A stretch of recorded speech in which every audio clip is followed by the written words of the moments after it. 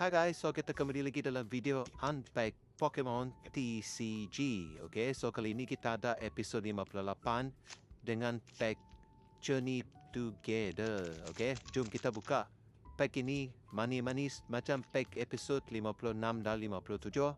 Jom kita gunting dahulu. Okay. Lepas tu kita tengok, kita keluarkan.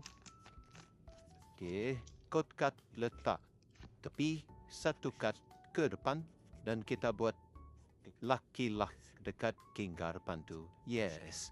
Okay, so kita mulakan dengan Steel Energy. Ya.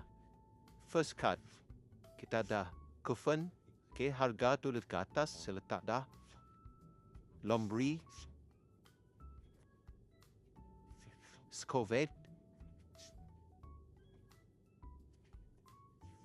Kita dah Metang. Kita ada Articuno. Postweek. Clove.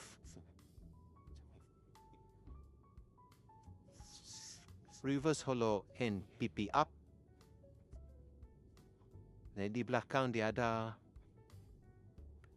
number, kalau kecil tu tak adalah. Oh, number kecil. Okay, kita ada Reverse Holo and Sigilyph. Yes. Tapi di belakang masih ada peluang. Okay, kita tengok last card. Kalau nombor besar, score. Kalau nombor kecil, tak ada. Okay, kita dapat.